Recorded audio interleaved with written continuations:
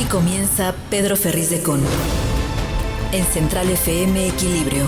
Primera emisión. La revolución del intelecto.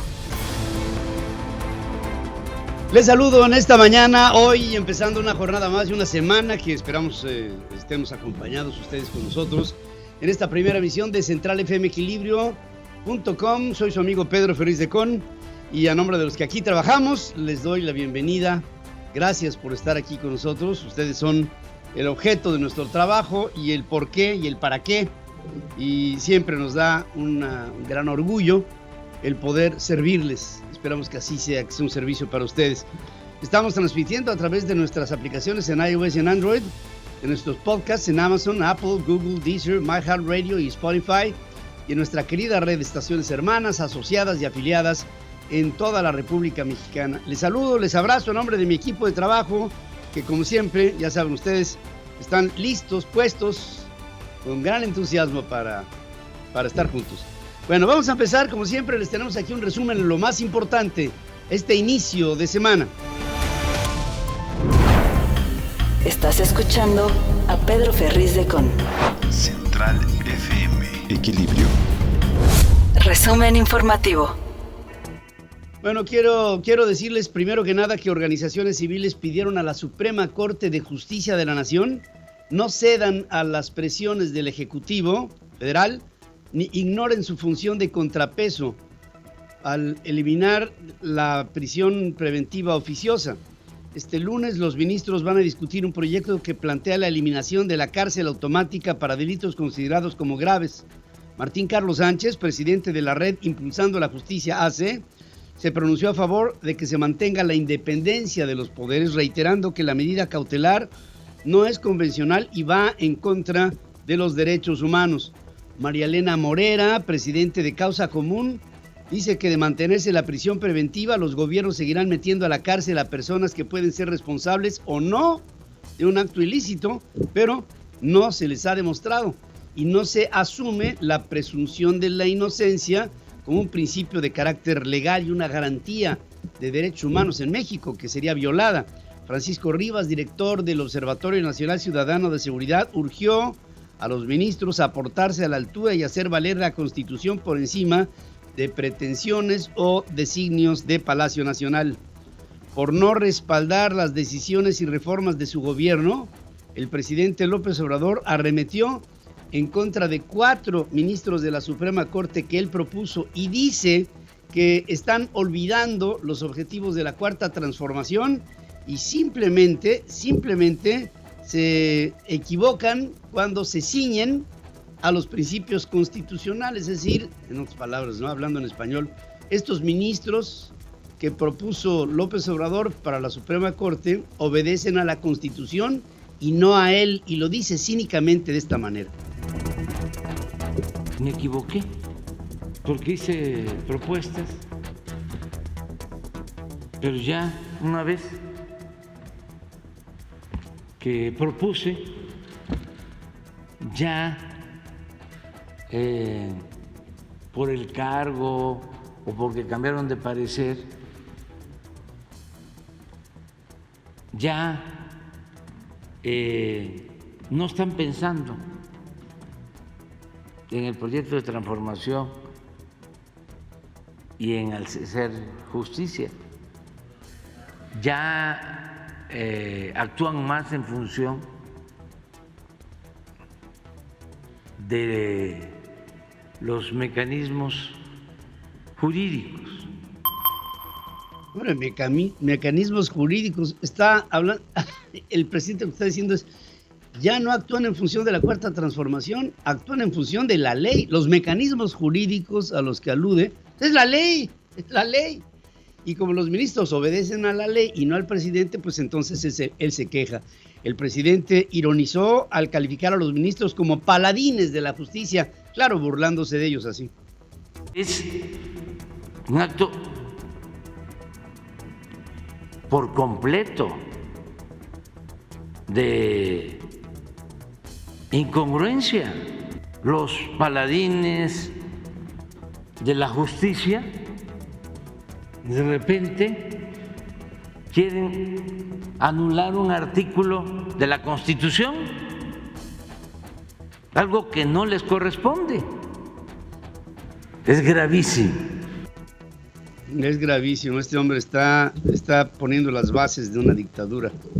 Es así que es la dictadura perfecta. Un juez penal que dejó en libertad a 3 presuntos secuestradores por falta de pruebas y que fue exhibido durante la mañanera la semana pasada, será investigado por el Poder Judicial de Guerrero. Se trata del magistrado Marco Antonio Ordorica, según informa Raimundo Casarrubias, presidente del Tribunal Superior de Justicia de ese mismo estado. La Cámara de Diputados envió al Senado la reforma a la Guardia Nacional con la que la Secretaría de la Defensa Nacional sí tendrá el control operativo y administrativo de la corporación. Luego de 14 horas de discusión, de nada sirvió porque salió exactamente como lo quería el presidente. Y esto es, pues ya, de facto, la militarización del país. 264 votos a favor, 212 en contra, una abstención, y se aprueba en lo general y en lo particular el proyecto de reforma a las leyes orgánicas de la Administración Pública Federal, de la Guardia Nacional, la orgánica del Ejército y la Fuerza Aérea Mexicanos y los artículos transitorios. Pero el último orador, el panista Humberto Aguilar Coronado, asegura a los morenistas que la administración de Andrés Manuel López Obrador tiene más muertos por violencia que Felipe Calderón y que ya no pueden seguir culpando al pasado luego de 4 años. Sostiene que a pesar de lo que digan, se trata de una reforma que viola la Constitución. Expresó que aún con estas chicanadas legislativas, la Constitución está por encima de leyes secundarias. Esto es muy importante, por encima de leyes secundarias. Dice que quiere ver a las caras a los diputados de la mayoría cuando la Suprema Corte de Justicia les dé la razón en la acción de inconstitucionalidad que van a presentar. Engañaron a los mexicanos prometiendo que los militares se iban de regreso a los cuarteles y se llenaban la boca afirmando que no iban a permitir la militarización. Por eso les duele la exhibida que se les está dando en medios de comunicación y redes sociales por su cambio de postura política a la sumisión. Pues sí, es eso, la sumisión. Marco Cortés, presidente nacional del PAN, advierte al PRI que su propuesta de ampliar el plazo para que militares puedan participar en la Guardia Nacional rompería la moratoria constitucional acordada por Va por México para evitar la militarización en la seguridad pública nacional. Aseguró que la creación de policías militares solamente ocurre en las dictaduras y que es un acto incongruente. Fíjense qué discusiones traemos en el país, ¿no? Es una incongruencia esta estrategia fallida de abrazos y no balazos por un lado y de una militarización del país por otro. Llegará un momento en el que el ejército mexicano va a tener que definirse con quién está. ¿Está con el presidente de la República o está con la nación? ¿Son servidores del presidente o son servidores del país? Esto lo van a tener que discutir pronto los militares. Y yo sé que me están escuchando muchos elementos de este cuerpo castrense y a ustedes les pregunto, ¿con quién está su lealtad? ¿Con el país o con el presidente? Porque el presidente no está con el país. Los 3 años de operación de la Guardia Nacional, en 3 años abatieron a 122 presuntos delincuentes, se hirieron a otros 38. Además, perdieron a 20 efectivos en 294 enfrentamientos con grupos armados y 130 de sus elementos han resultado heridos, según un reporte de la corporación fechado el 18 de agosto. En ese mismo periodo, la Guardia Nacional puso a disposición de las autoridades a 122 supuestos criminales luego de agresiones a su personal. La corporación se estrenó en un enfrentamiento en contra de presuntos huachicoleros en Tepeaca, en Puebla, el 26 de julio del 2019, con saldo de 3 guardias heridos y 12 detenidos. Puebla fue el menor de sus problemas, ya que Michoacán se convirtió en una pesadilla con 66 enfrentamientos contra supuestos integrantes de Cárteles Unidos y del Cártel Jalisco Nueva Generación. Ha sido una tras otra. Y la Guardia Nacional, pues a veces sí, a veces no, impone su supuesta dureza, que muchas veces recibe la instrucción de que no hagan nada en contra de los delincuentes. La Guardia Nacional plantea erogar unos 900 millones de pesos para realizar eventos informativos en sus cuarteles, remozar sus instalaciones y cambiar la imagen de sus patrullas. La institución requerirá primero de hasta 60 millones de pesos para templetes, carpas, construcción e instalación de gradas para entre 500 y 1,000 personas, plantas de luz, sistemas de luz, videos, sonidos para los eventos que tiene programados en sus instalaciones en todo el país. Pues están destrozados, no tienen nada. Hay que empezar desde abajo, desde cero. Al finalizar la votación sobre la Guardia Nacional, el Pleno de la Cámara de Diputados aprobó la integración de la sección instructora, con lo que podrá iniciar el proceso de desafuero a Alejandro Moreno Cárdenas, presidente nacional del Partido Revolucionario Institucional. De nada le sirvió al PRI votar a favor de uno de los dictámenes sobre la Guardia Nacional e iniciar acercamientos, vamos a ponerlo de esta manera, ¿no? Acercamientos con los morenistas sobre una eventual reforma constitucional para ampliar a el 2028 la participación de militares en tareas de seguridad pública. Esto le da un carácter ya de perpetuidad a la intervención directa castrense sobre servicios de seguridad pública nacional, haciendo de esto pues ya una definitiva militarización del país. Todo aquello que este hombre que engaña al país como oficio, presidente de México, dijo en campaña: no a la militarización, los soldados a los cuarteles. Hoy hace la Guardia Nacional, la incorpora en la Secretaría de Defensa Nacional, pone a soldados y a marinos para cuidar a la seguridad en México junto con la Guardia y militariza al país. Hoy les voy a hacer una pregunta que yo creo que a todos nos va a sacudir.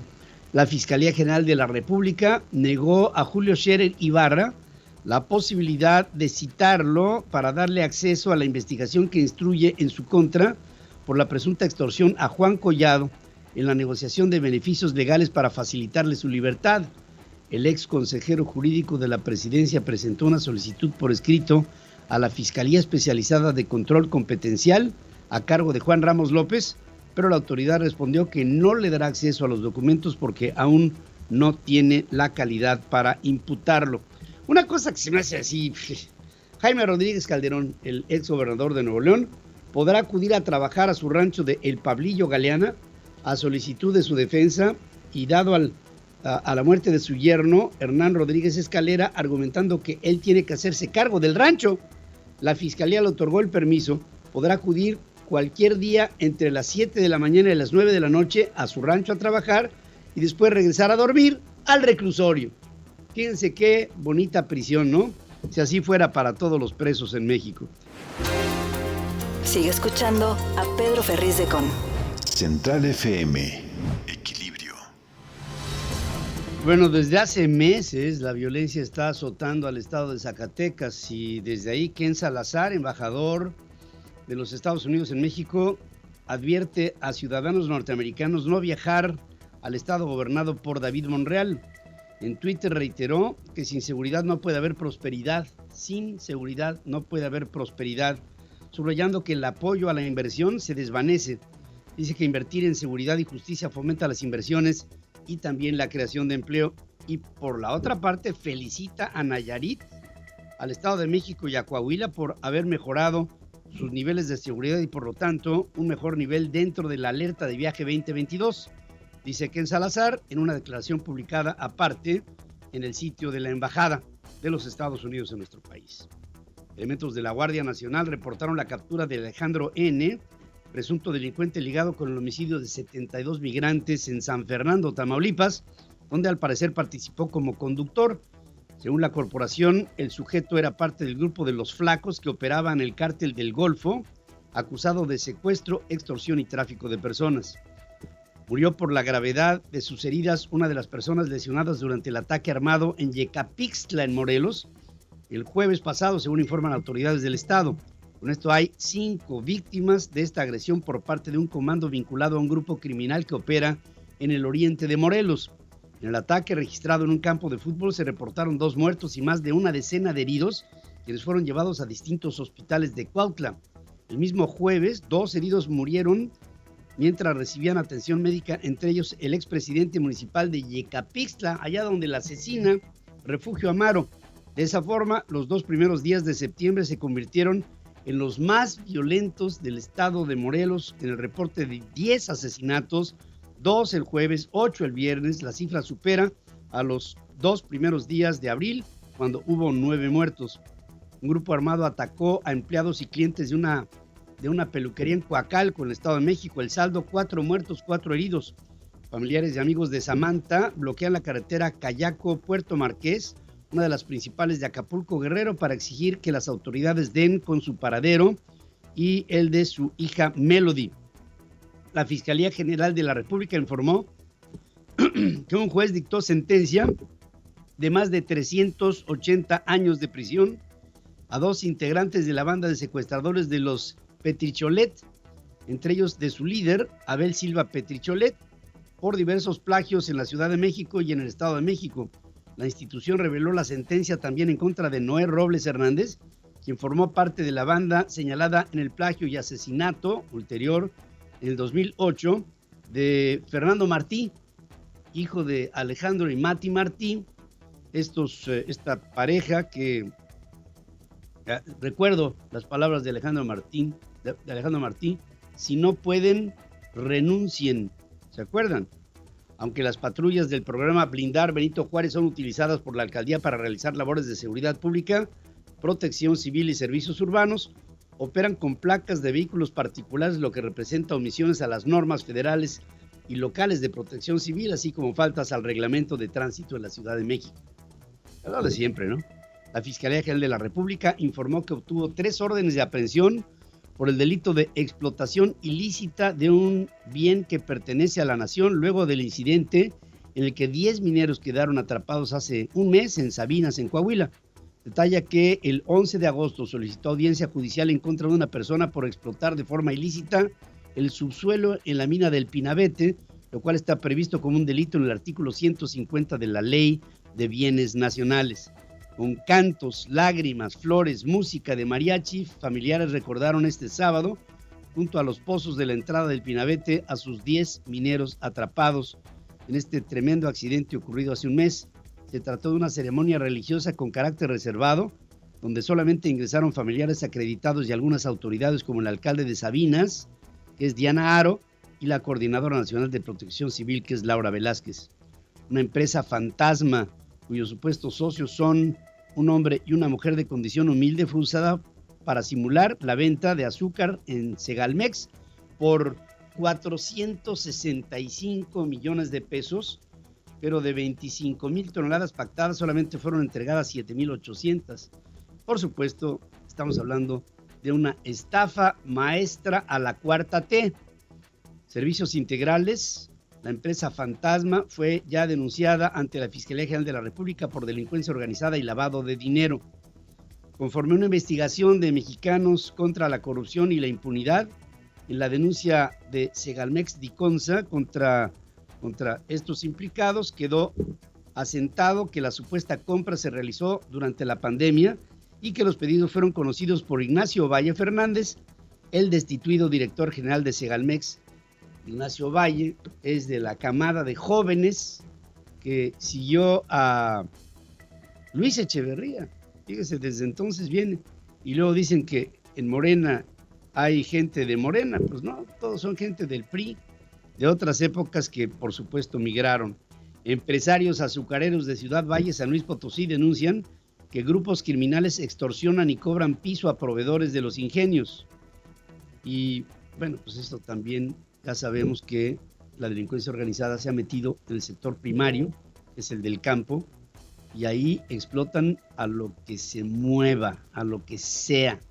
El gobierno de Movimiento Ciudadano, que encabeza Samuel García, adjudicó a una empresa fantasma contratos por casi 20 millones de pesos para el diseño e implementación de estrategias y campañas creativas. La compañía Telerma, que recibió del Estado al menos 5 contratos, fue creada al vapor y está integrada por 2 prestanombres: una ama de casa que ayuda a su familia vendiendo paletas y a la trabajadora en una fábrica.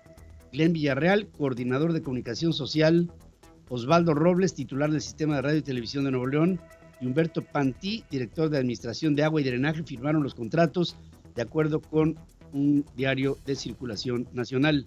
La Coparmex llamó al gobierno federal a que diversifique los proyectos de infraestructura, ya que las obras prioritarias, estas del trenecito, de la refinería que no hace ni un litro de gasolina y del aeropuerto que no tiene aviones, no han demostrado viabilidad financiera ni beneficios para la población.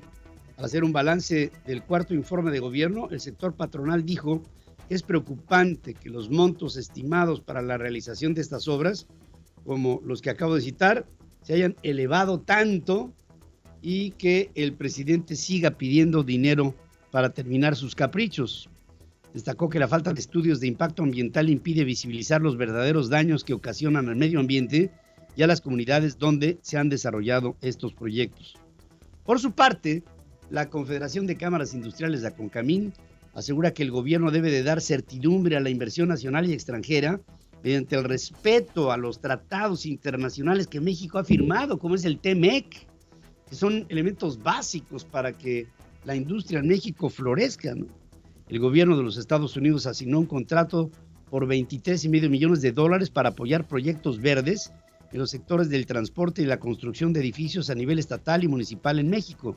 Esto ante la política federal de apoyo irrestricto a Pemex y a la Comisión Federal de Electricidad, que, de acuerdo con Washington, dificulta lograr objetivos de reducción de emisiones en el sector energético durante la actual administración. O sea, México no va con los compromisos globales de cambio climático y desde los Estados Unidos se está ayudando a algunas instancias para que por lo menos del lado del sector privado no haya la visión del lado que tiene la cuarta transformación. En los últimos 2 años el gobierno de este gobierno nos irá mejor a todos, según dice el presidente López Obrador. En Quintana Roo, ahí supervisó en privado las obras del Tren Maya y la remodelación del aeropuerto de Chetumal. En un nuevo recorrido realizado por ambientalistas en el tramo 5 sur del Tren Maya, documentaron que este afecta a las cuevas señaladas como bebederos de agua fresca que nutren al ecosistema de la zona y a su fauna. Y ya miren, de esto se ha hablado hasta el cansancio, y hasta el cansancio también el presidente sigue en la misma. Vean ustedes. Y ahí se puede escuchar cómo viene pasando la máquina arriba de nosotros en el tramo 5 sur. Uy. Aguas, aguas. Sí, fuera. Este para acá, ¿no? Sí. Ey, ahí se escucha la máquina pasando por encima de nosotros. Vamos saliendo porque el suelo es... Ese es el techo. Esa es la máquina que está pasando por encima. Y ahí está. Ellos estaban ahí en una caverna de las que se hacen en la península de Yucatán con Sascab, que es, digamos, formaciones de coral, y se oye la máquina como en su estruendo hace que los espeleólogos salgan del lugar por el temor de que esto se derrumbe. Al menos 20 vuelos resultaron afectados el viernes debido a que aparentemente un perro deambulaba en las pistas del Aeropuerto Internacional de la Ciudad de México. Miren, la verdad de las cosas, nadie vio un perro. Nadie vio a un perro deambulando por las pistas. Esto sí afectó a vuelos, pero estas historias de perros y todo esto se hace para quitarle actividad al aeropuerto de la Ciudad de México. Y con esto ver la viabilidad de que florezca una flor marchita, que es el aeropuerto Felipe Ángeles. El 30 de junio pasado, la Secretaría de Defensa Nacional concluyó la construcción de 1,581 sucursales del Banco del Bienestar en todos los estados del país, según el cuarto informe de gobierno de López. Además, unas 301 se encuentran en proceso de edificación, de otras 182 tienen un predio viable y están a la espera de que se levante un documento para poder construir. Esa es la verdad. Se contó con 15,093 millones de pesos para el financiamiento de estas obras que supuestamente están inaugurando instalaciones del Banco del Bienestar que no existen. Es como las universidades que anunció el presidente de las universidades, Benito Juárez. que anunció universidades, que había anunciado, bueno, el inicio de la construcción de universidades, que hace 3 años anunció que ya estaban terminadas. Está loco este hombre. De enero a junio de este año, el gobierno otorgó 6 rentas vitalicias y 12,595 pensiones garantizadas, de las que el 91.9% correspondieron a trabajadores beneficiados por la reforma del 2020. El monto promedio mensual en la pensión garantizada durante estos meses fue de 5,206 pesos, lo que mostró un incremento real anual del 2.6% según el cuarto informe de gobierno. Y todo esto es, ya saben, estos programas asistencialistas, populistas, sin métrica, que sigue esta cuarta transformación. Familiares, amigos, operadores políticos y colaboradores de gobernadores y de funcionarios públicos dirigirán Morena en los estados. Por ejemplo, Sebastián Ramírez, ex vocero de Claudia Sheinbaum, la jefa de gobierno, es presidente de Morena en la capital del país. En San Luis Potosí, Rita Osalia Rodríguez, hermana de Rosa Isela Rodríguez, secretaria de Seguridad Pública Federal, será la nueva dirigente del partido en ese estado. En Veracruz, Esteban Ramírez, quien era jefe de la oficina del gobernador Cuitlagua García, encabezará el comité directivo estatal. En Oaxaca, Benjamín Viveros, secretario particular de Salomón Jara, el ahora nuevo gobernador del estado de Oaxaca, será el nuevo líder de Morena. Y así, la lista es, pero no somos iguales, ¿eh? Eso sí, no somos iguales. La senadora Marta Guerrero fue designada como presidente del Comité Ejecutivo Estatal de Morena en el Estado de México, mientras que el diputado Nazario Gutiérrez será secretario general y la ex legisladora local Nancy Nápoles Pacheco, presidente del Consejo Político de Morena, también en el Estado de México. Por otra parte, un sujeto presuntamente indígena tzotzil exhibió un video en donde pasea a un león africano sobre una camioneta por calles del municipio de San Juan Chamula. Vean. Y aquí venimos arremangando con el movimiento alterado al millón, pues, buchones de Culiacán. Ay, no más para las tocas, viejones. Y cierro mis patas Valenzuela para enemigos contrarios.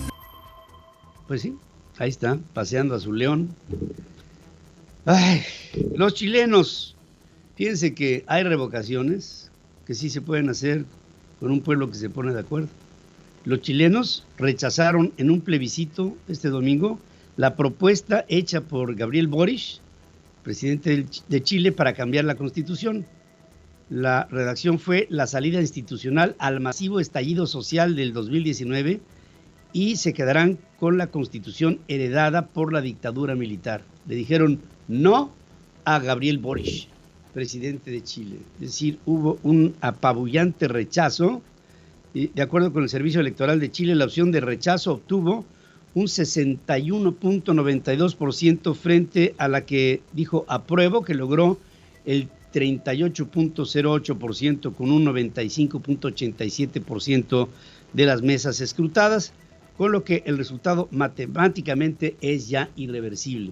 Los chilenos, fíjense, fueron convocados por Gabriel Boric para que votaran para cambiar la Constitución. En estricto sentido, si esto hubiera sido en México, pues hubiéramos dicho, lo propone el presidente, es una trampa, ¿no?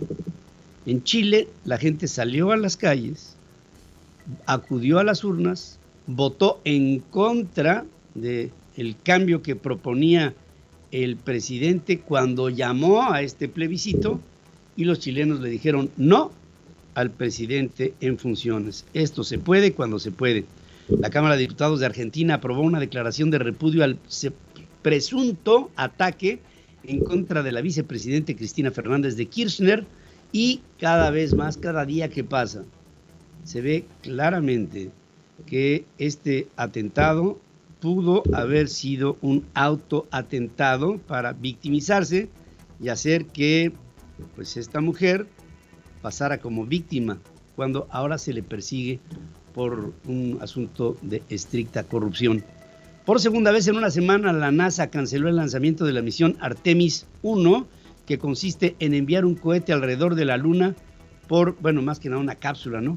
Por problemas mecánicos. El lanzamiento se detuvo por otra vez fuga de hidrógeno en la cavidad del motor, lo que impidió que los ingenieros de la NASA cargaran el cohete. Artemis 1 es el paso inicial del ambicioso plan de la NASA para enviar a la primera mujer y a la primera persona de color a la superficie selenita en el año 2025. Estamos viendo el principio de lo que será otra vez la lucha del hombre por conquistar el espacio. Vamos a hacer una breve pausa. Antes les hago una pregunta a nuestras formas de consulta que quiero, por favor, que la analicen ustedes con mucha observación. Fíjense, les estoy preguntando, ¿considera usted que con la militarización de México los soldados se puedan convertir de aliados del ciudadano a una pesadilla? Hasta este momento, el 79% de quienes pasan por nuestras formas de consulta me dice: los soldados mexicanos se pueden convertir en una pesadilla para los ciudadanos. Los ciudadanos estamos viendo que en la militarización podríamos hacer que México entrara en un periodo que no hemos visto en nuestra historia reciente. Militarizar a un país democrático como el nuestro es un pecado mortal de la Cuarta Transformación, y espero que este pecado mortal condene al presidente de la República. Es un irresponsable, o será responsable de coartar las libertades del hombre. Pedro Ferriz de Con y su editorial. En Central FM. Equilibrio. Pues este fin de semana pasó lo que tenía que pasar. En el Congreso se aprobó, en lo general y en lo particular, toda una serie de cambios que con leyes secundarias se brinca a la Constitución y se decreta la militarización del país. Así de sencillo.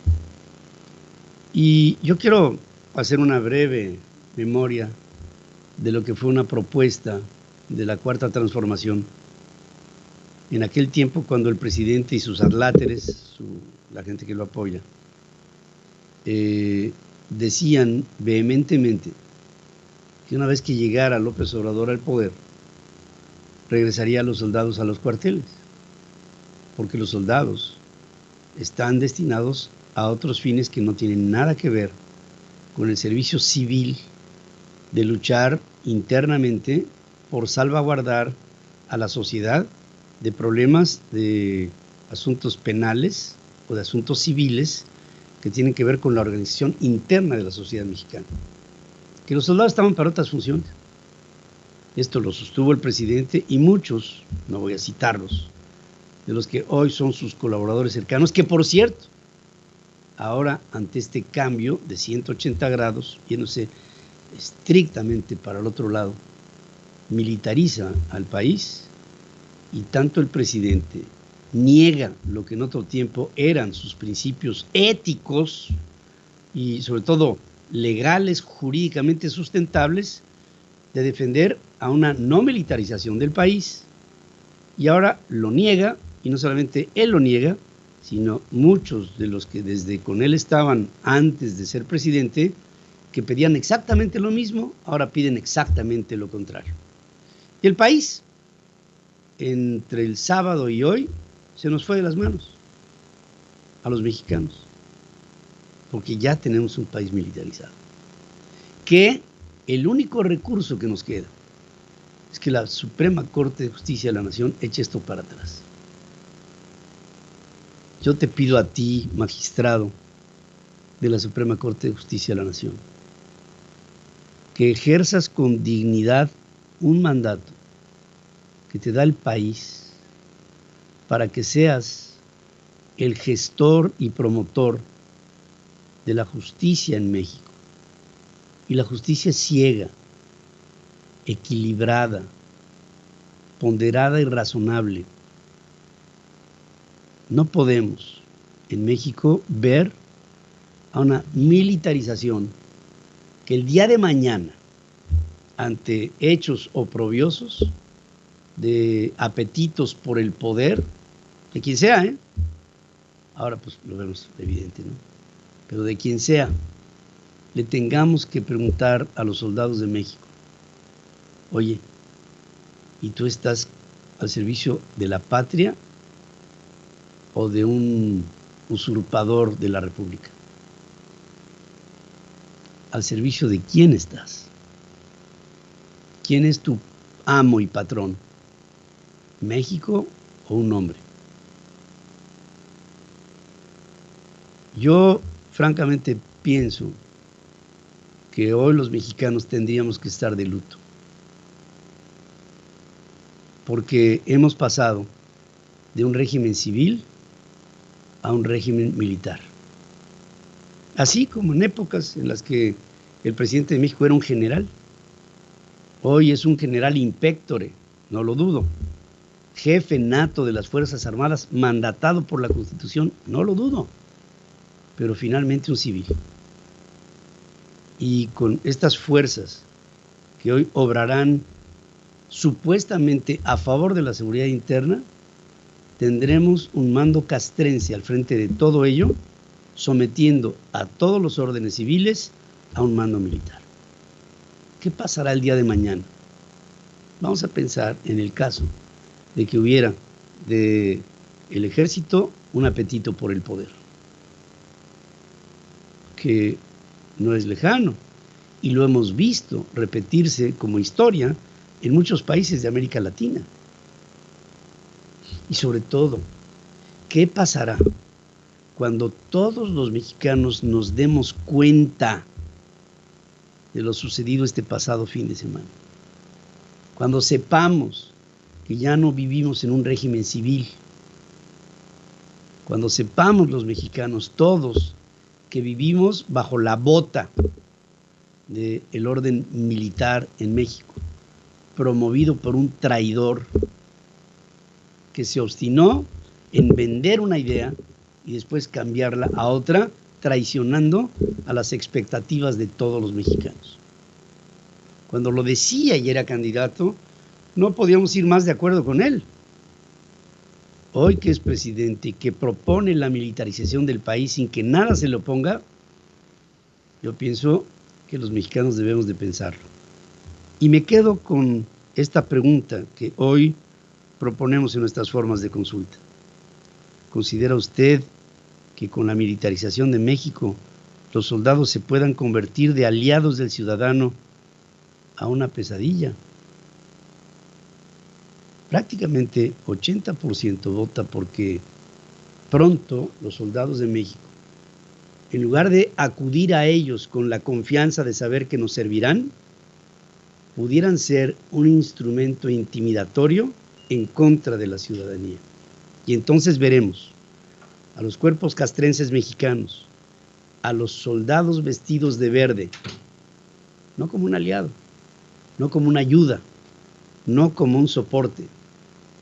Los veremos como la fuerza y la imposición de un gobierno militarizado que someterá bajo la bota del soldado a la libertad tuya y mía, a las libertades inalienables, salvaguardadas por la Constitución, hoy pisoteadas por un hombre que dice constantemente, no me salgan con que la ley es la ley.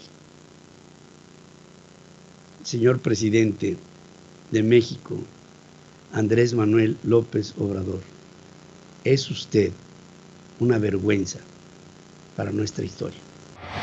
La entrevista con Pedro Ferriz de Con. Central FM. Equilibrio. Bueno, Larry Rubin es un hombre muy reconocido en nuestro país. Él es presidente de la American Society of Mexico y también representante del Partido Republicano en nuestro país. Y bueno, hay una convención de la American Society of Mexico en la que la preocupación que la anima es la relación bilateral México-Estados Unidos. Y te pregunto, Larry, en primer lugar, bienvenido, buenos días.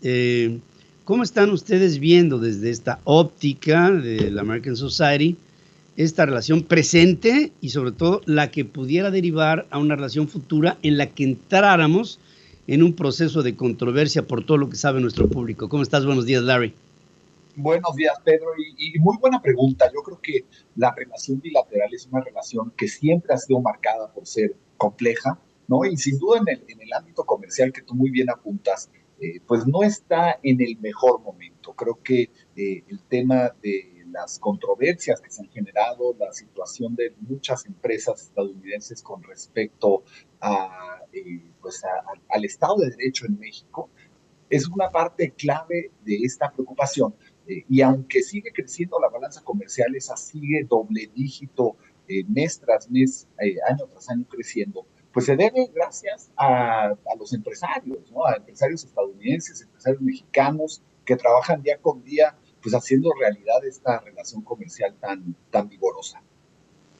Fíjate, pues yo pienso, Larry, perdón que lo tenga yo que ver así, pero yo creo que vale la pena.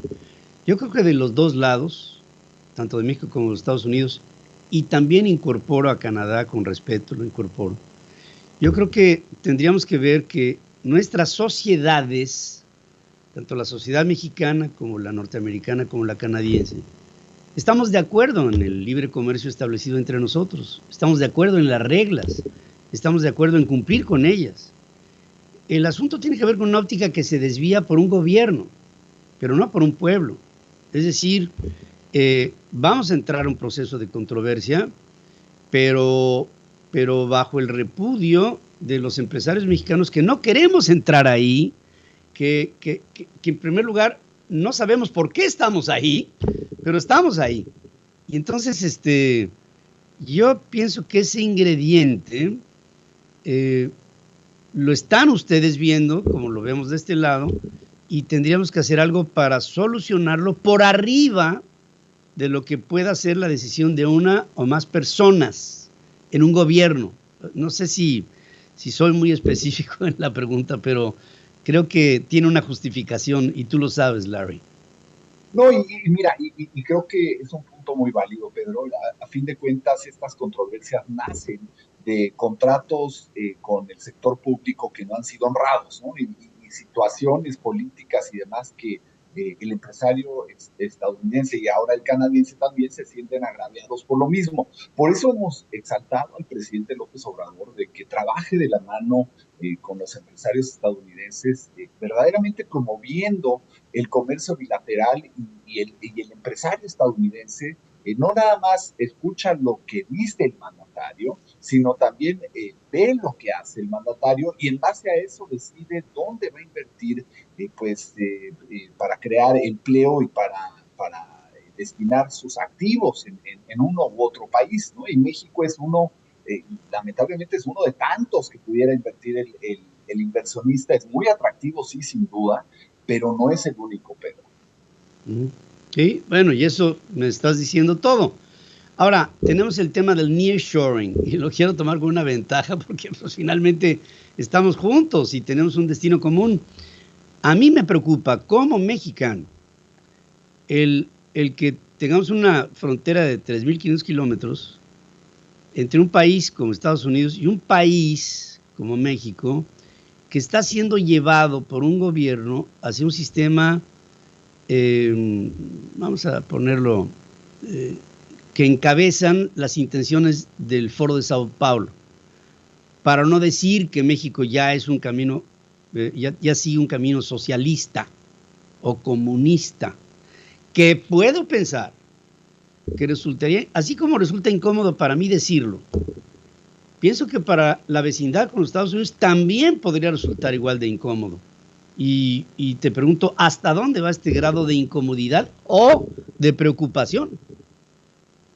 Claro, y mira, y parte de por qué decidió el American Society hacer esta primera convención binacional va muy al punto de lo que tú estás definiendo, ¿no? Nearshoring es uno de los conceptos importantes, el que promovamos la democracia, la libertad, la independencia y el libre comercio entre nuestras naciones es clave, ¿no? México es un socio comercial, es el socio comercial más importante entre la relación México-Estados Unidos, tanto para Estados Unidos como para México.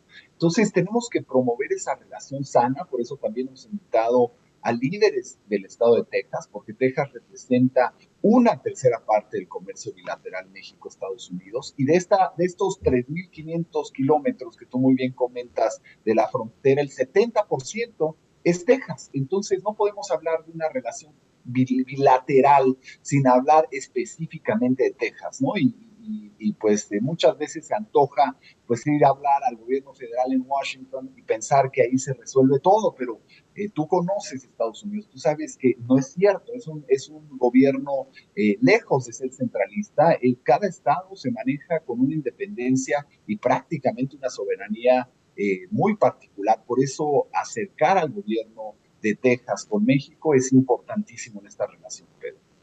Sí, es fundamental. Y fíjate, ahí te lo dejo para el análisis del American Society. Yo estoy seguro poder estar representando en este comentario a muchos empresarios y a muchos mexicanos que queremos una vía de armonía con Estados Unidos, de colaboración, de mutuo apoyo y asertivo, que esté basado en el libre mercado y en la libre competencia y en el mérito y en la eficacia y en el servicio y en el desarrollo bursátil y en el desempeño de empresas sanas, de cumplir con la ley, de cumplir con los convenios internacionales y de cumplir en alianza con lo que para nosotros es nuestro principal interés. Yo no me imagino a México sin remesas, como no me lo imagino sin un comercio bilateral con Estados Unidos o con Canadá. No me lo imagino. Y no podría yo imaginarme un escenario así en el que no saliéramos todos perjudicados en caso de que fuera lo contrario. Y por lo mismo, yo te dejo esta idea, Larry.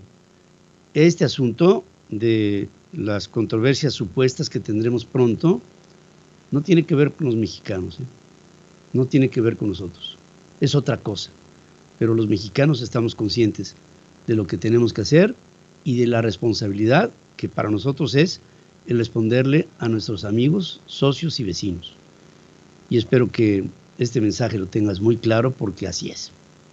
No, totalmente de acuerdo contigo. Yo creo que esta hermandad, me gustaría llamarlo, Pedro, entre México y Estados Unidos, pues es que es una hermandad, no te puedes separar de Estados Unidos. Estados Unidos no se puede separar de México, ¿no? Para nosotros, dentro del sector privado, sea las ONGs, de las cientos ONGs que operan en México, los empresarios estadounidenses que están operando en México, dejando sus dólares, creando el empleo, pues México es un socio comercial único y particular, y queremos verlo crecer, ¿no? Si ahorita estamos creciendo a doble dígito, gracias a la labor de los empresarios, podríamos estar creciendo mucho más estas oportunidades de nearshoring que tú muy bien apuntabas. Por eso la necesidad de crear y hacer esta primera convención binacional que pues ya sabes, estás más que invitado, Pedro. Para nosotros es muy importante porque hay conceptos, hay temas que para nosotros son muy importantes para mañana discutir, ¿no? Y esta idea que tú has planteado muy clara, pues es parte de lo que queremos analizar, y tendremos también líderes políticos ahí del Poder Legislativo y del Poder Ejecutivo, pues particularmente para continuar este diálogo, porque esta relación va mucho más allá de quién está en el poder en México, en Estados Unidos, y va a depender, pues más que nada, de millones de mexicanos y americanos. Sin duda. Larry Rubin, tú has estado en muchas batallas y de todas hemos salido. Esta es una más.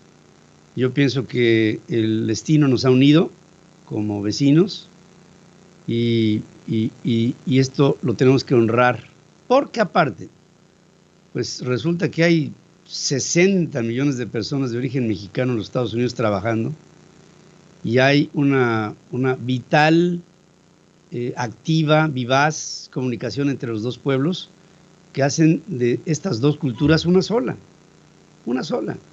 que es la de un México y un Estados Unidos unidos bajo circunstancias y condiciones de tantos cambios que sí veremos en el siglo XXI. Y ahí tenemos que entrelazarlos. Te agradezco muchísimo y te pido que estemos en comunicación para evitar el día de mañana lo que sería un conflicto para los dos. Y esto no lo queremos, y desde aquí te abrazo, querido amigo. Igualmente, Pedro, muchísimas gracias y cuenta con ello. Gracias, claro que sí. Larry Rubin, presidente de la American Society of Mexico y representante del Partido Republicano en nuestro país. Habrá una convención de la American Society y pues hay que dejarle una semilla a esta relación en la que del lado de los empresarios, de los trabajadores, de la gente en el campo, en la sociedad mexicana, no queremos un conflicto con los Estados Unidos. Y sabemos que la soberanía es trabajo, es bienestar, es oportunidad, es ingreso, es generación de riqueza. Lo demás es populismo de un idiota. La información internacional con Adriana Braniff desde Miami, Florida. Central FM. Y estoy con mi querida Adriana Braniff esta mañana. Ya tenemos nueva primer ministro en Inglaterra y me refiero a la figura de Liz Truss y te saludo esta mañana, mi querida Adriana, buenos días. Buenos días, Pedro. Sí, esa es una de las tantas cosas que está pasando esta semana y pues se suma a todas las que pasaron el fin de semana. Si quieres ponemos en pantalla para que la gente se vaya familiarizando con la cara de esta que se estrena como nueva primer ministro.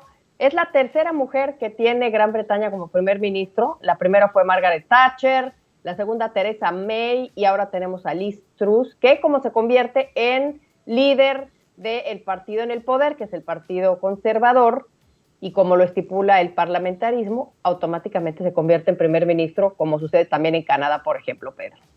Sí, y bueno, es una mujer que puede pasar, digamos, en este tiempo y circunstancia como un elemento clave en la relación entre, fíjate, el Reino Unido con Europa, el Reino Unido con los Estados Unidos y el Reino Unido como un mediador de lo que potencialmente pudieran ser algunos problemas que se den con Rusia o con China. Y Liz Truss se vuelve un punto central que puede crecer de manera similar a lo que creció Margaret Thatcher en su momento, pienso. Sí, hay que analizar muy de cerca, conforme pasan los días, qué va a proponer ella, esta nueva primer ministro, que muchos la consideran como un camaleón de la política porque ha tenido cambios en sus posturas. Por ejemplo, al principio, nada más para poner un ejemplo y pasar al otro tema, un ejemplo es que ella al principio se oponía al Brexit, a la salida del Reino Unido de Gran Bretaña, y después estuvo a favor. Entonces, una de las tantas políticas que la han hecho cambiar, por ejemplo, se estaba a favor de la abolición de la monarquía en su momento, antes, que es pues va en contra totalmente de lo que son pues el conservadurismo. Pero vamos a estar analizándola, por supuesto, por las implicaciones que pueda tener, como bien tú dices. Y muchos temas el fin de semana, desde que se ceba por segunda ocasión la ida a la luna, esto del nuevo primer ministro, y dos temas interesantes que quiero yo aterrizar en ellos. Uno es Chile, Pedro. Ya más o menos habías empezado a dar el antecedente de qué pasó, ¿no? ¿Qué pasó en Chile? Bueno, en Chile hubo un plebiscito, o sea, una consulta este fin de semana, donde se le preguntaba a la gente, ¿quieren que se cambie la Constitución que data de 1980? La respuesta fue no, abrumadoramente, 62% del no. ¿Por qué querían o por qué llegaron a estar votando en este tema de cambiar la Constitución o no? O sea, ¿cómo se llegó a este lado? Bueno, a partir de las violentas protestas del 2019, donde la gente reclamaba mayor justicia social en un país donde la desigualdad es enorme. Y entonces, ante esta situación, enormes las protestas, pues la salida política que se dio fue precisamente eso, vamos a hacer una nueva constitución. Y la gente estuvo de acuerdo. Y se escogieron por votación a 155 personas que redactaron la nueva constitución. Hay que decir que en su mayoría estos redactores eran de ala izquierda, redactan la nueva constitución que se vota este domingo y la gente dice no. ¿Cuál es la diferencia entre la Constitución, la actual de 1980, y la nueva? A grandes rasgos, la nueva Constitución, la que se quería imponer, o bueno, que se quería votar porque no se impuso, pues le da más responsabilidad al Estado y menos a la empresa privada. O sea, habla de un Estado proveedor, un Estado, esto es una ideología totalmente de izquierda, ¿cómo un Estado proveedor? Pues un Estado que sea garante de la salud, de la educación, de la vivienda, de las pensiones, y no la empresa privada. O sea, un Estado grande, poderoso. Eso es lo que decía la nueva Constitución, que la gente dijo no. El presidente Gabriel Boric, de ala izquierda, estaba a favor de esta nueva Constitución, pero algo de resaltar, pues es que aceptó que la gente dijo no. Ahora, ¿qué dijo, por ejemplo, Gustavo Petro, que es el nuevo presidente de Colombia? Lo que él dice, pues, se revivió el pinochetismo, dijo, porque esta Constitución sí fue herencia de la época de Pinochet, de 1973 al 90. El hecho es que, para redondear, esto fue un duro golpe para Gabriel Boric, de ala izquierda. Bien por Gabriel Boric de reconocer que ganó el no, y los chilenos aprendieron rápidamente que este socialismo bolivariano no es el camino y es un retroceso, Pedro. Es un retroceso, sí. Fíjate que cuando vi el tema de Boric, me acordé de la revocación del mandato. Y las condiciones fueron similares. Aquí se hace un plebiscito, o sea, una consulta a la plebe ante una propuesta de Gabriel Boric para decir, cambiamos la Constitución. Los chilenos podrían haber dicho, la está convocando él, pues es una trampa, vamos a hacerle el vacío y no votemos. No, la respuesta fue al revés. Vamos a votar, y vamos a votar en contra de lo que nos propone el presidente en este plebiscito que él provoca. Y la gente, en lugar de hacer el vacío, acudió a las urnas y lo venció. Yo pienso, ya en el terreno idílico del hubiera, ¿no?, que si en abril de este año hubiéramos votado por la revocación, como lo hicieron los chilenos, hoy ya no tendríamos a López Obrador como presidente. Pero esa ya es historia, y lo que creo nos debe dejar como saldo es que debemos de confiar en la democracia y en las convocatorias a las urnas. Así es, mucho aprendizaje de este asunto. Vamos a ver qué nos cuenta Pedro Ferriz Hijar de lo que se diga en la mañanera, que seguro va a ser tema. Y si es Boric, ¿verdad? Como los italianos, chapatillas. Boric. ¿Sí? Oye, rápidamente, Pedro, el fin de semana me llama la atención nada más decir lo que se está viviendo en el ambiente político de los Estados Unidos, algo nunca antes visto, porque el ambiente está muy peligroso y muy dividido, es lo que está sucediendo. Es muy raro en la política de Estados Unidos ver que un presidente ataque a su antecesor, hasta que llegó Donald Trump. Ayer Donald Trump salió a un rally a Filadelfia, fue la primera vez que sale después de que se le hace este allanamiento, de que llegue el FBI a recuperar las cajas con los secretos de Estados Unidos que tenía él como souvenir, quién sabe por qué, para qué propósito. O sea, eso sería la gran pregunta, ¿para qué? El hecho es que sale a este rally y lo que dice fue, llama a Joe Biden enemigo de Estados Unidos, así literalmente lo llama así, y esto viene como respuesta al discurso que da Biden la semana pasada, que lo platicamos, que dijiste que lo viste como un discurso de unidad, pero que en la práctica dividió aún más a la sociedad, y en ese momento Biden, y anteriormente también, ha llamado a los seguidores de Donald Trump MAGA radicales, semifascistas. Y entonces viene Donald Trump y como respuesta a esto, pues dice que nunca había visto un presidente con un discurso tan agresivo, nunca antes había oído tanto odio por parte de un presidente, y le dice a sus seguidores, les están diciendo fascistas. ¿Qué está pasando aquí? Pues aquí está pasando que se está creando un ambiente político muy tenso, muy difícil de manejar, un clima político hostil en potencia previo a las elecciones.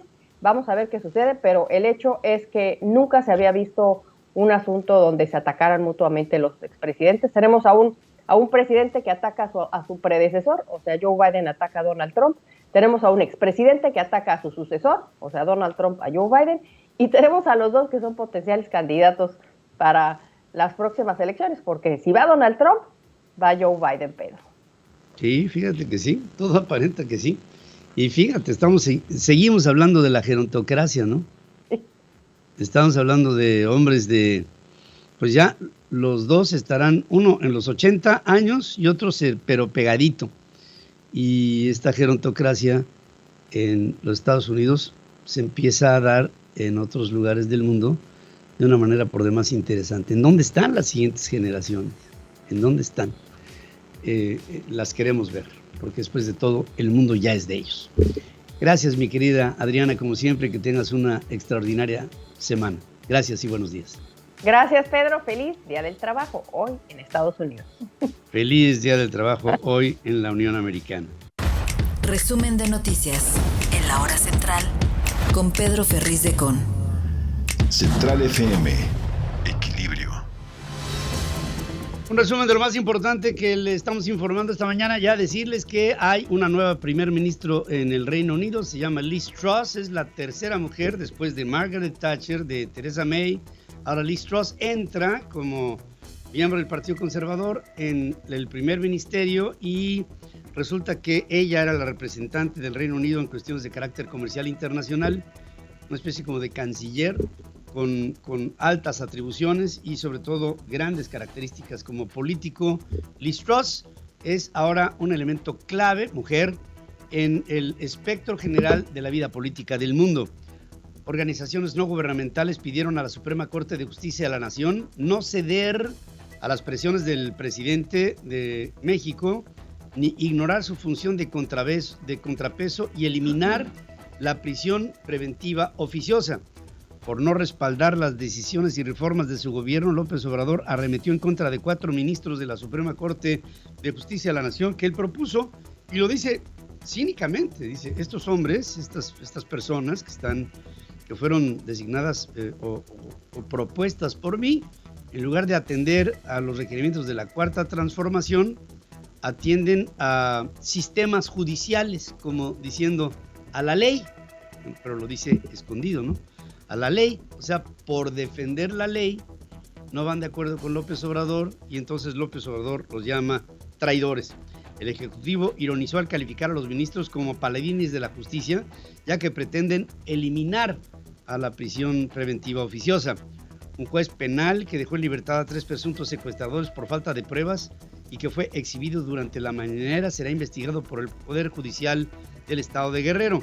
La Cámara de Diputados envió al Senado de la reforma a la Guardia Nacional, con la que Sedena tendrá el control operativo y administrativo de la corporación.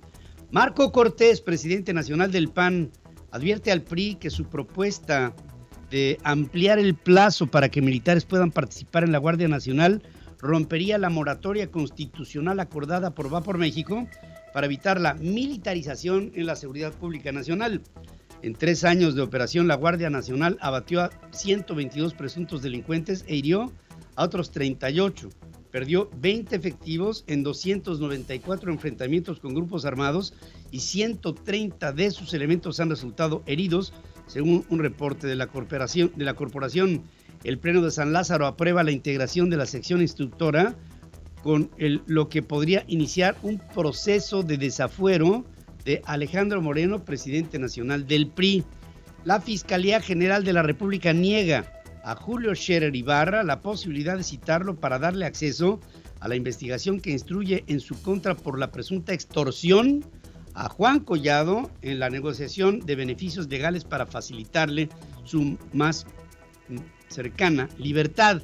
Jaime Rodríguez Calderón, conocido como el Bronco, exgobernador de Nuevo León, podrá salir de prisión y acudir a trabajar a su rancho en Pablillo, en Galeana. Esto porque se murió el administrador del mismo y esto le da argumentos a la defensa para que quien esté al frente del rancho sea el Bronco. Va a poder estar ahí desde las 7 de la mañana hasta las 9 de la noche y tendrá que regresar a dormir al reclusorio. Me pregunto si esa es una prisión, pero en fin, así es como están las cosas. Ante la violencia que azota a Zacatecas, Ken Salazar, embajador de los Estados Unidos en México, advierte a sus ciudadanos no viajar a la entidad gobernada por el morenista David Monreal. La Guardia Nacional reportó la captura de Alejandro N., presunto delincuente ligado al homicidio de 72 migrantes en San Fernando, en Tamaulipas. Muere por la gravedad de sus heridas una de las personas lesionadas durante el ataque armado en Yecapixtla, en el estado de Morelos, en este pasado fin de semana.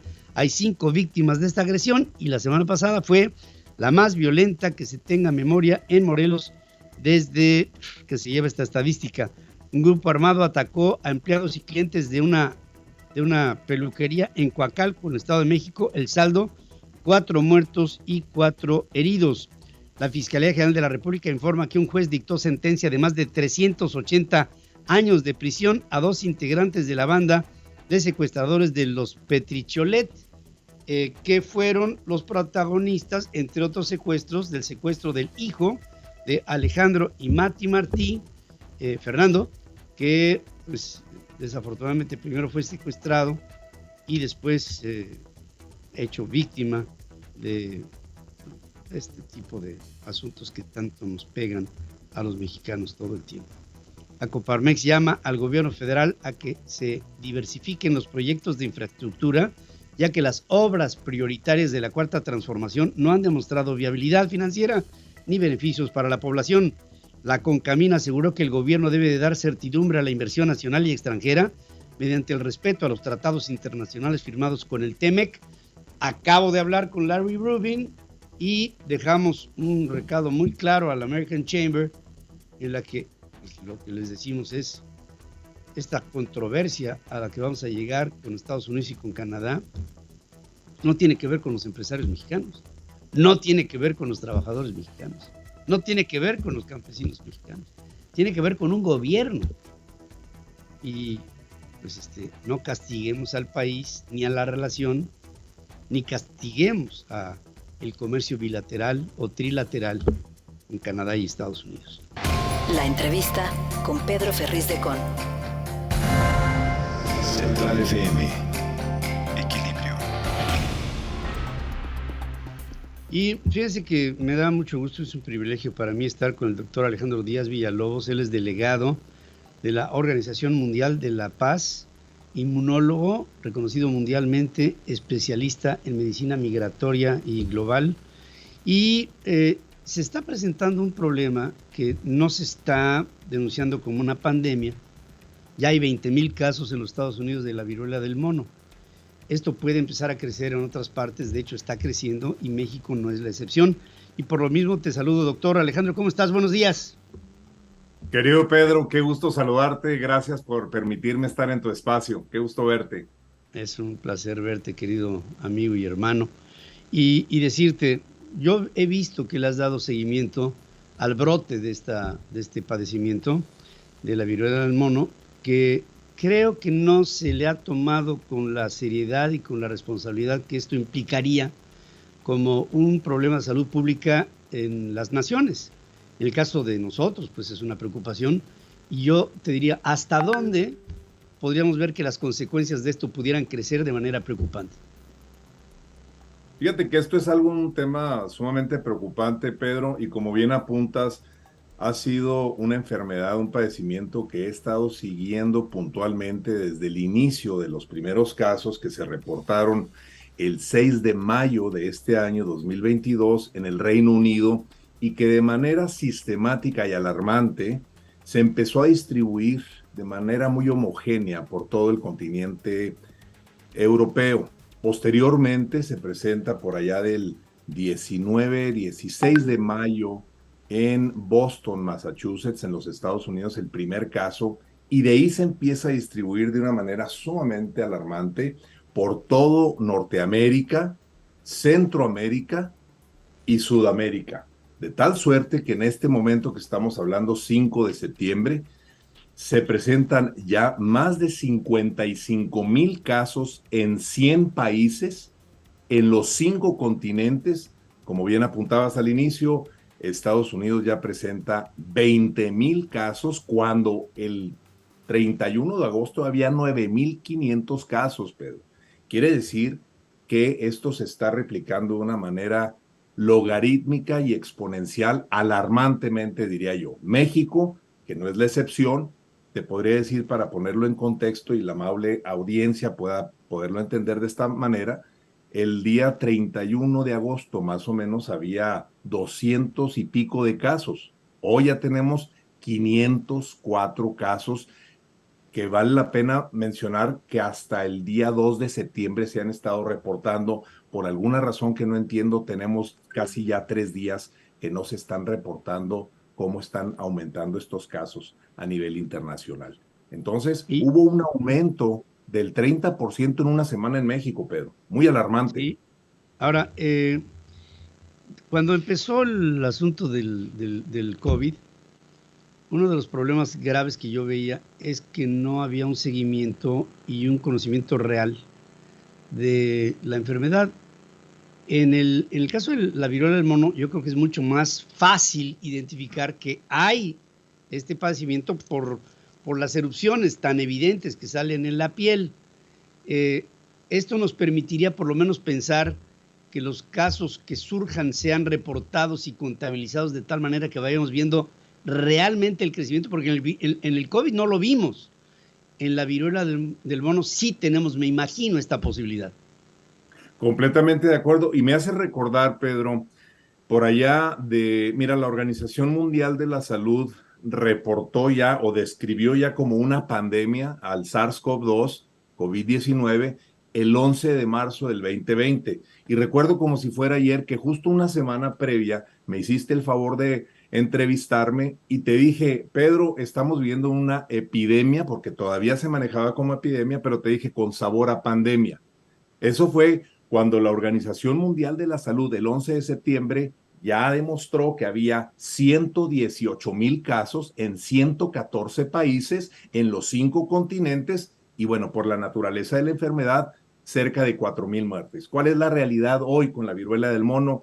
Esta enfermedad viral contagiosa exantemática que se reporta por primera vez en Dinamarca en 1958 en monos de estudio, de ahí su nombre, pero que fue hasta 1970 donde en la República Democrática del Congo se presenta el primer caso en un ser humano, en un niño particularmente, y que de manera sistemática y con brotes epidémicos cada 2 o 3 años, en al menos 11 países de África Central y África Occidental, por mencionar algunos. Camerún, República Democrática del Congo, Liberia, Sierra Leona, Costa de Marfil, Gabón, Ghana, Nigeria, etcétera, donde se presenta con cierta frecuencia. No había habido algún brote fuera de África hasta el 2003, donde se presentó el primer brote en los Estados Unidos, donde 47 personas fueron infectadas a través de la importación de algunos roedores y algunos mamíferos que se importaron por el estado de Texas, particularmente en la ciudad de Dallas, y que infectó a personas en el centro de los Estados Unidos y en el este. Pero ¿por qué hoy? Sí, bueno, y en esa ocasión nadie murió, fue muy bien contenida esa infección, pero la pregunta muy importante para todos, ¿por qué hoy estamos teniendo este repunte tan importante? Si viéramos el mapa, Pedro, de cómo se está distribuyendo esta infección, pues llamaría la atención poderosamente para todos los salubristas, epidemiólogos, infectólogos y todas las personas relacionadas con el estudio de la salud pública, porque vemos una distribución geopolítica, inclusive me atrevería a decirlo, muy interesante, donde prácticamente todo el continente europeo está completamente saturado de enfermedades. Países como España, que tienen alrededor ya casi 7,000 casos, países como Francia con 3,400, Alemania con 4,000 casos, y todo desde Canadá hasta la Patagonia, no hay un solo país que no presente casos. En el caso de México, ya más de 504 casos en este momento. Brasil, casi con 5,500 casos, entonces está aumentando de una manera muy importante.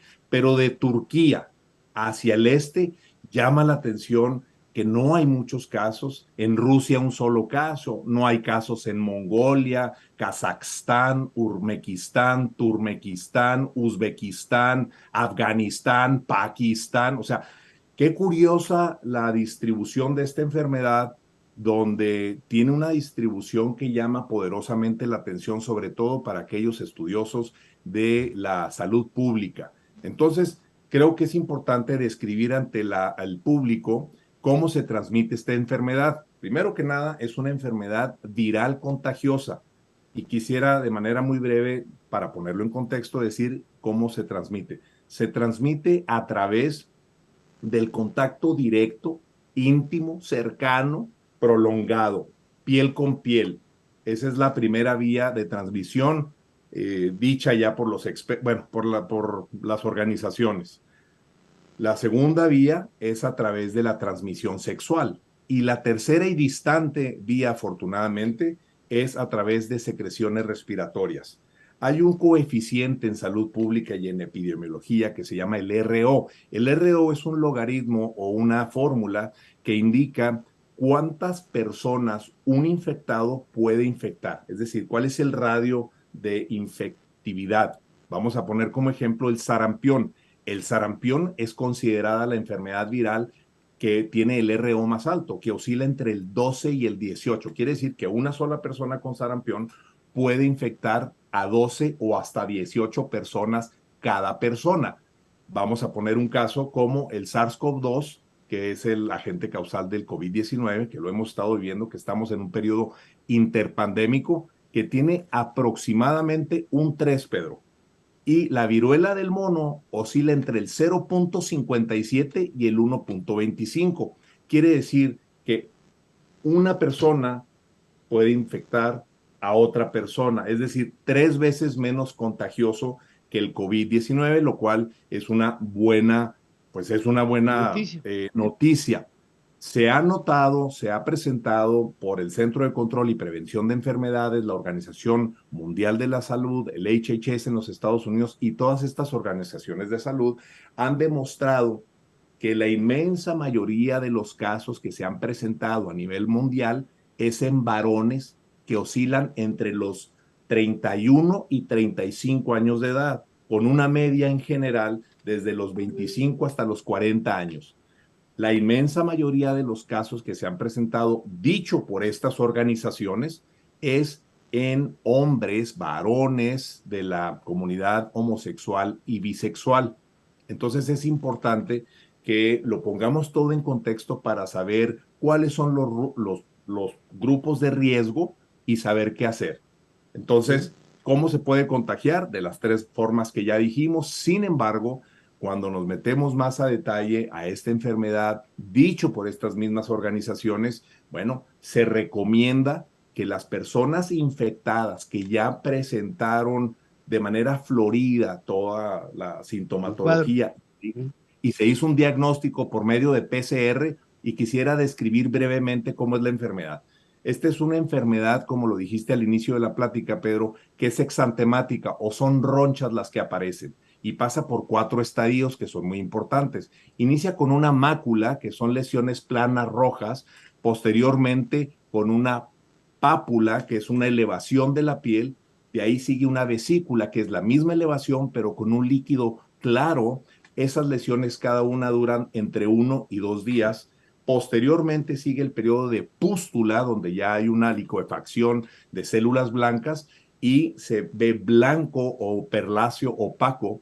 Esa dura de 5 a 7 días para posteriormente se hace una dentación o una umbilicación del centro de la lesión, que es característica de esta enfermedad para que la gente la pueda reconocer, y esa dura entre 7 a 14 días y de ahí sigue el periodo de costra. Es importante destacar que la persona es contagiosa durante todo el periodo de la enfermedad. También esta enfermedad inicia con un periodo prodrómico, como si fuera un resfriado común, con dolor de garganta, congestión nasal, un poco de tos. ¿Cuáles son los signos y síntomas que tenemos que estar alertas de esta enfermedad?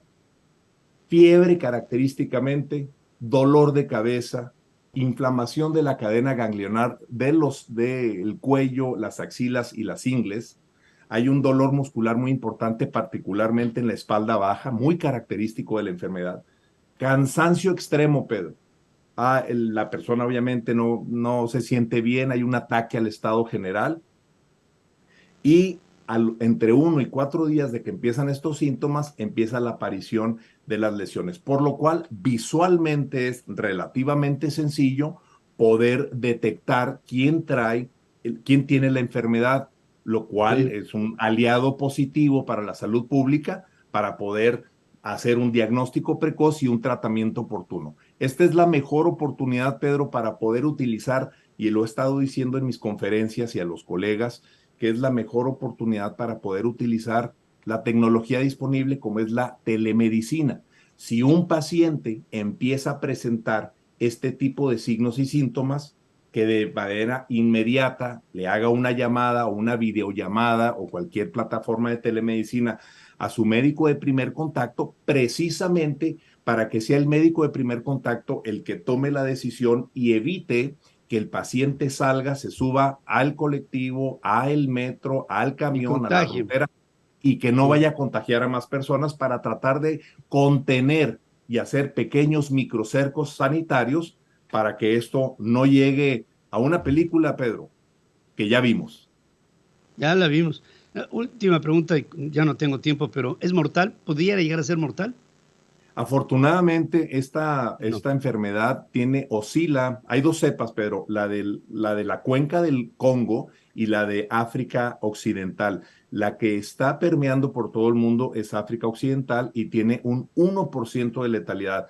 Ha habido 15 muertos con 55,000 casos en todo el mundo. En los Estados Unidos ya se presentó el primer caso precisamente aquí en el estado de Texas, una defunción. Entonces quiere decir que tiene muy poca letalidad, solamente 15 muertes en 55,000 casos. Creo que en ese sentido es una buena noticia. Pero aprovecho, Pedro, antes de despedirme para hacer un llamado, un exhorto amable y profesionalmente a las autoridades de salud, no solamente de los estados, de las regiones y del país, sino a nivel internacional, que tomemos cartas en el asunto, porque esta película ya la vimos, y que se hagan comités interdisciplinarios de médicos expertos en enfermedades infectocontagiosas, ya que por la naturaleza del problema no existe, al menos en toda Latinoamérica y en toda Europa, ni en Asia, ningún experto en viruela del mono. Los pocos expertos se encuentran en esos 11 países endémicos, en el centro de África y el occidente de África que mencionamos al inicio de la entrevista, Pedro.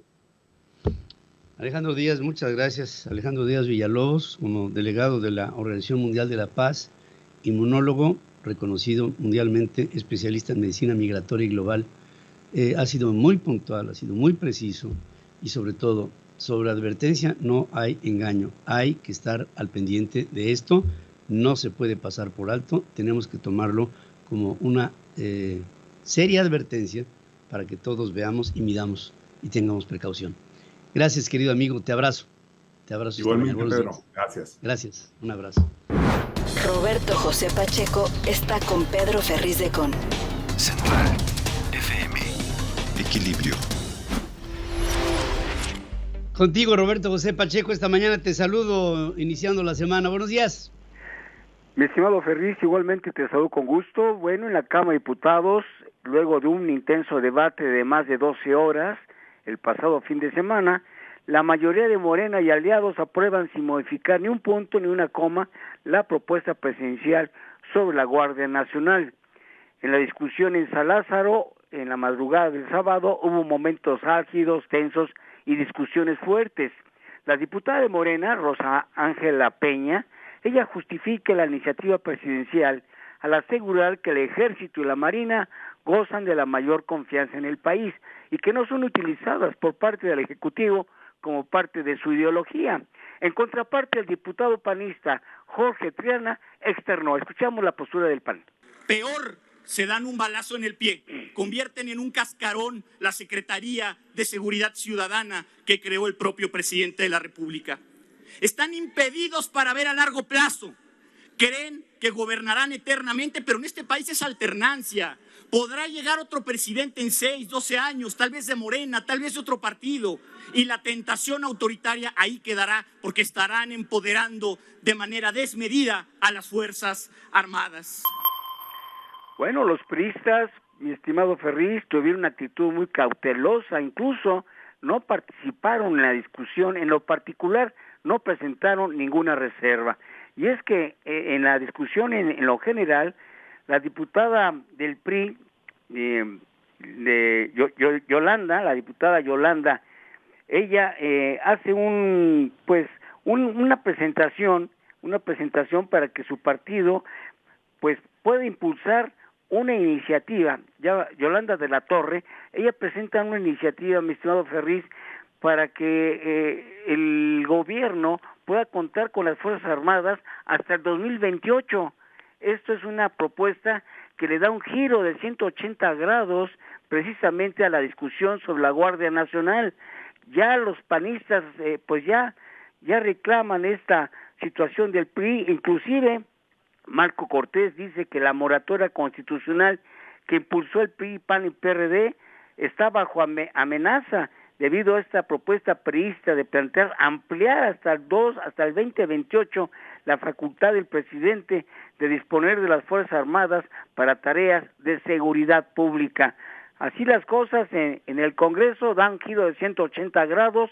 Está en la cancha del Senado la minuta que aprobó la Cámara de Diputados, pero pues sería ya, pues no tendría caso, en dado caso de que la Comisión de Puntos Constitucionales que encabeza Ramiro Robledo, el morenista, pues la aprueben, y al aprobar esta modificación al quinto transitorio, pues se le da un giro de 180 grados. No cabe la menor duda que los cuchicheos y los susurros entre el secretario de Gobernación y Alito Alejandro Moreno el pasado 1 de septiembre, pues ya tuvieron algunos resultados, y de ahí que habrá consecuencias.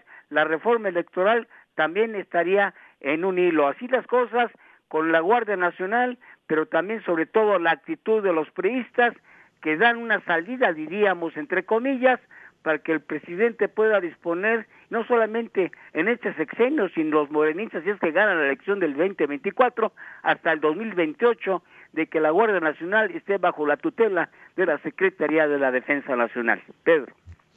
Y ahí está, uno de los nudos gordianos de la problemática política que tenemos el día de hoy. Gracias, mi querido Roberto José, como siempre, buenos días y buena semana para ti. Igualmente, mi estimado Ferriz, estaremos pendientes sobre esta iniciativa del PRI. Gracias, claro que sí, y estaré pendiente contigo. Pedro Ferriz Híjar y Pedro Ferriz de Con. Central FM. Equilibrio. Aquí Pedro Ferriz Híjar con ustedes. Iniciando esta bella semana. Sí, ¿verdad? Casi, bueno, ya estamos a nada del grito de lo que vendría a ser el cambio de la Guardia Nacional a la Secretaría de la Defensa. Pero bueno, hoy tenemos muchas cosas que tocar, un poquito hacia futuro. El 8 de septiembre, quiero empezar con esto, el 8 de septiembre se presenta el presupuesto de egresos de la Federación. Entonces, ahorita me quiero imaginar que Rogelio Ramírez de la O no solamente está en sus últimas, porque estoy convencido de que no pasa de la presentación de este informe. Yo también. Sino que hay que ver lo que ha pasado con los previos secretarios de Hacienda y Crédito Público. Desde Ursúa, que digo, no sé si tuvieron oportunidad, pero hubo una entrevista y que le hace Carlos Loret de Mola a Ursúa, en donde Ursúa le dice, bueno, dice, este gobierno ha dejado en todo mal. Y es muy rescatable la entrevista porque este es el primer secretario de Hacienda que está con Andrés Manuel López Obrador desde el principio de su mandato.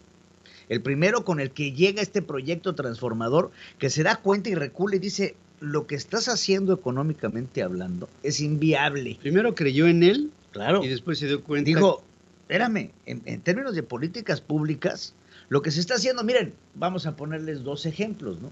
Que ya los conocemos, el Tren Maya y Dos Bocas. ¿Cuál fue el presupuesto en el que se hizo Dos Bocas? Dos Bocas empezó con un presupuesto de 7,000 millones de dólares. Ahorita está en 20,000 millones de dólares porque se les olvidó tomar en cuenta algunas cositas que no estaban entre incluidas. ellas el cemento y las bardas, que no estaban incluidas. El caso del Tren Maya, exactamente lo mismo. El presupuesto del Tren Maya de inicio era de 11.8 mil millones de dólares. Hoy estamos en 21,000 millones de dólares que están en el presupuesto de lo que costaría esta obra de infraestructura. ¿Y qué tienen en común? Por poner estos dos ejemplos. La opacidad de los contratos, el nepotismo de las empresas que son contratadas, los contratos asignados sin licitación, y la empresas de reciente creación. Pero la inviabilidad. A nivel económico, olvídate de la viabilidad del proyecto. Hablemos a nivel... Pues es que esa es la base. Pues sí, pero vamos, ya teniendo el proyecto, la forma en la que opera el egreso, el recurso, el manejo del dinero, es opaca. Es opaca. Obviamente tenemos que ver la viabilidad del proyecto. El aeropuerto Felipe Ángeles, exactamente lo mismo. Lo que llevó a renunciar a otro secretario, que fue el secretario de Comunicaciones y Transportes, que cuando vio el proyecto del aeropuerto, primero lo defendió, y después de la expropiación de tierras para la realización de ese proyecto, tiró la toalla. Y ahora, ¿qué pasa? Viene el presupuesto de egresos de la Federación.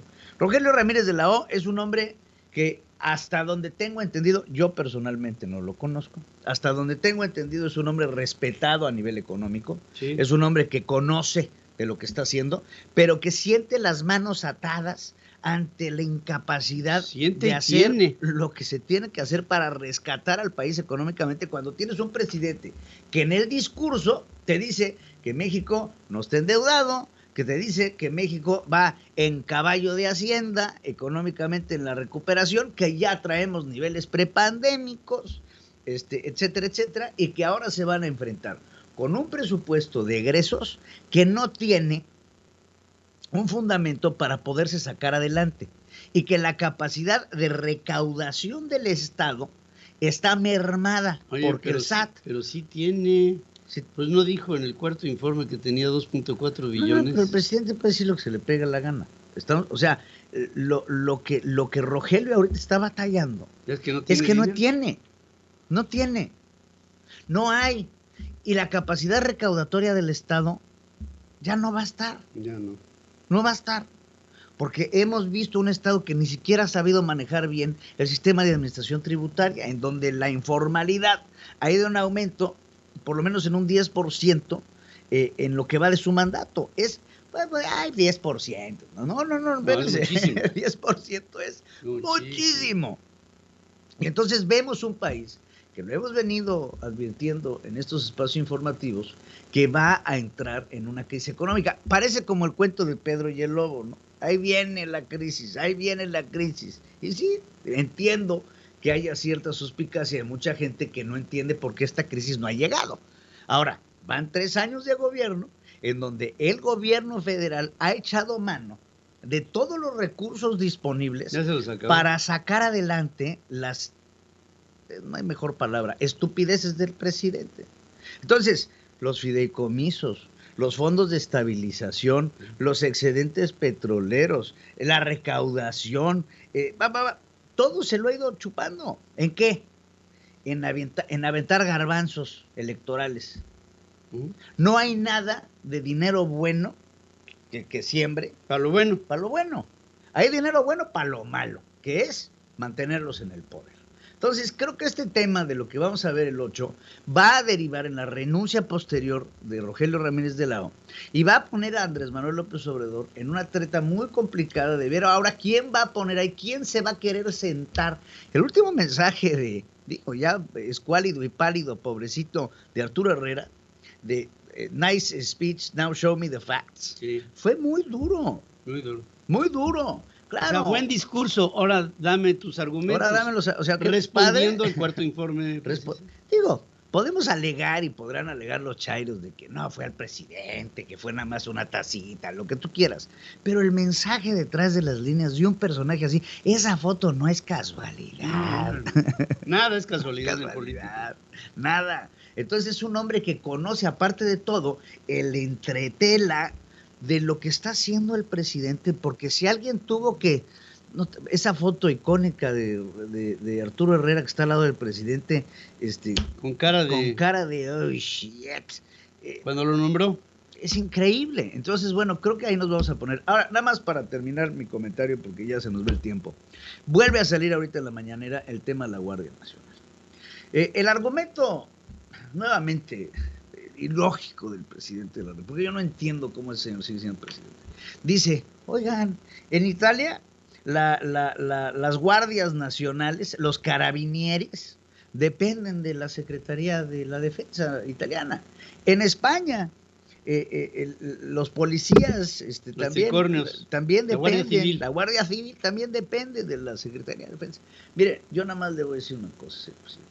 Me parece padrísimo lo que hagan en Italia, lo que hagan en España, lo que hagan en Francia, pero en la Constitución mexicana Que no es la Constitución de Italia. Que no es la Constitución de la Constitución mexicana, por un acuerdo y una modificación realizada por tu gobierno en el 2019. La Guardia Nacional depende de la Secretaría de Seguridad Pública y es de orden civil. Entonces, si en Italia, si en España, si en Marte lo hacen así, eso será otra me parece constitución sensacional. Desde aquí les mandamos una felicitación. Pero en México las cosas no son así y la ley se debe de respetar. Y si los seguidores de Andrés Manuel López Obrador y Andrés Manuel López Obrador no entienden ese concepto tan simple, entonces nos podremos dar cuenta del tamaño de problema que tenemos en nuestra vida. Sí, más que no lo entienden, no lo ven y no les importa. Ya nada más para terminar. El presidente hoy habló, traía unos videos, ya no se acabé los videos, pero hoy habló el presidente de las corcholatas del Distrito Federal, ¿no? ¿Quiénes van a ser los posibles contendientes para la CDMX? Diciendo que pues, ya no hay favoritos, que quién sabe qué.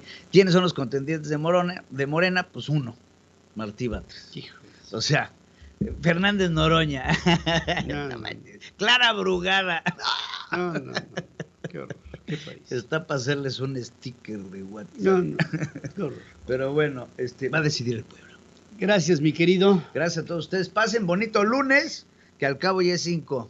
Sí, ya nada más falta martes, jueves y miércoles, jueves y ya. Y ya. Y viernes. La información de los deportes en Central FM Equilibrio. Estoy directamente comunicándome con Sofía Moreno, a quien saludo esta mañana. ¿Cómo estás? Buenos días. ¿Qué tal? Muy buenos días, te saludo con muchísimo gusto. Pues vamos con toda la información del fin de semana deportivo, porque Serena Williams se retira del tenis después de 27 años de carrera. La histórica tenista norteamericana le dijo adiós al tenis entre lágrimas después de ser eliminada en tercera ronda del US Open. Así la ovacionó la gente por última vez en su última salida de la cancha central del Abierto de Estados Unidos.